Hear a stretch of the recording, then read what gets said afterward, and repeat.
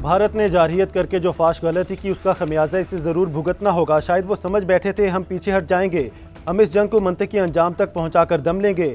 शहीदों के खून के एक एक कतरे का हिसाब लिया जाएगा। वज़ीर आज़म शहबाज शरीफ का कौम से खिताब, बोले अददी एतबार से कई गुना बड़े दुश्मन को घुटने टेकने में चंद घंटे लगे।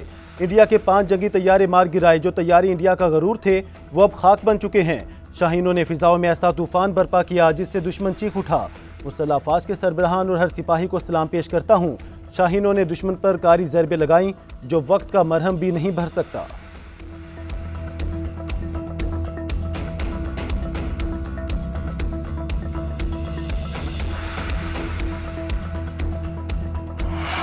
मासूम शहरियों के नाहक खून के आखिरी कतरे तक का हिसाब लिया जाएगा। DGISPR लेफ्टिनेंट जनरल अहमद शरीफ चौधरी की न्यूज़ कॉन्फ्रेंस। कहा, बुज़दिलाना भारतीय हमले में शहीद शहरियों की तादाद 31 हो गई, 57 जख्मी हैं। शहादतों और जख्मियों की तादाद बढ़ने की वजह LOC पर सीज़ फायर की खिलाफ वर्जी है। पाकिस्तान ने जवाबी कार्रवाई में भारतीय चौकियों को तबाह किया। पाकिस्तान एयरफोर्स ने भारत के 3 राफेल तैयारे तबाह किए। एक MiG-29 एक सुखोई तैयारा भी मार गिराया। भारत के 7 ड्रोन्स भी पाकिस्तान ने मार गिराए। पाकिस्तान के किसी भी तैयारे को कोई नुकसान नहीं पहुंचा। भारत ने पाकिस्तान के खिलाफ जो किया वो नाकाबिले मुआफ़ी है। पाकिस्तान भारत को मुनासिब जवाब देने का हक रखता है। नायब वज़ीर आज़म इसहाक डार का तुर्किया के सरकारी TV को इंटरव्यू। कहा, Pak Bharat national security advisers में राब्ता हुआ है। भारत ने पाकिस्तान के खिलाफ जंगी इकदाम उठाया। अमरीकी सदर ने पाक भारत कशीदगी पर सालिसी की पेशकश कर दी। डोनाल्ड ट्रंप ने कहा कि चाहते हैं पाकिस्तान और भारत के दरमियान तनाज़ा खत्म हो। उम्मीद है दोनों मुल्क कशीदगी नहीं बढ़ाएंगे। दोनों ममालिक को अच्छी तरह जानता हूँ, साथ काम करते देखना चाहता हूँ। फ्रांसीसी इंटेलिजेंस एहलकार ने फ्रांसीस से साख्ता भारतीय राफेल की तबाही की तस्दीक कर दी। अमरीकी मीडिया को बयान में फ्रांसीसी इंटेलिजेंस एहलकार ने कहा, पाकिस्तान ने भारतीय फौज का राफेल तैयारा मार गिराया। जदीद तरीन राफेल तैयारे के मार गिराने का यह पहला वाक़या है। CNN के मुताबिक फ्रांस ने मजीद राफेल तैयारों को मार गिराने की तहकीकात शुरू कर दी। राफेल बनाने वाली कंपनी ने सवाल का जवाब देने से इनकार कर दिया।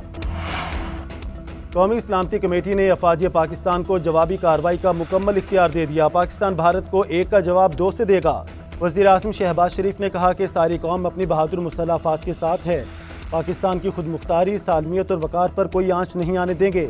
शुरका का कहना था, पाकिस्तान के अमन की ख्वाहिश को कमज़ोरी समझने वाला दुश्मन किसी भूल में ना रहे। पाकिस्तान किसी भी किस्म की जारहियत का भरपूर जवाब देने का हक महफूज रखता है।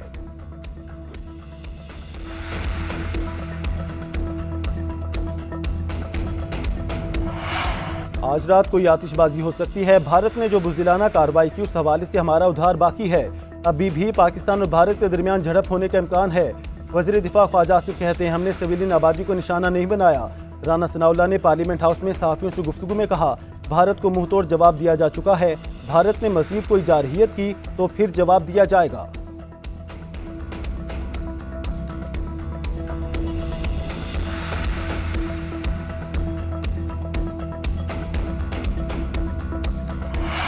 भारत ने पाकिस्तान की सरजमीन पर जारहियत की। हमलों में बेगुनाह और मासूम शहरी शहीद हुए।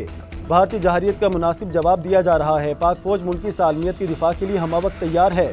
वफाकी वज़ीर इत्तलात अता तारड़ का अल जज़ीरा TV को इंटरव्यू। कहा, मोदी सरकार पहलगाम वाक़ई को अपने मज़मूम मकासद के लिए इस्तेमाल कर रही है। आलमी बरादरी को भारतीय जारहियत का नोटिस लेना चाहिए।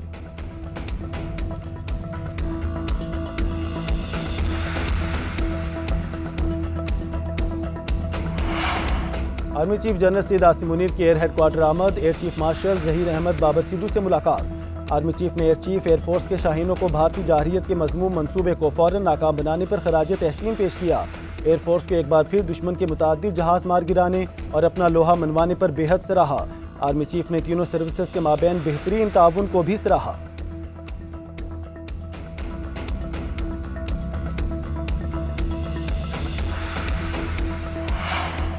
भारत की जारहियत से शहीद होने वाले मासूम 7 साल इर्तज़ा अब्बास की नमाज़ जनाज़ा अदा।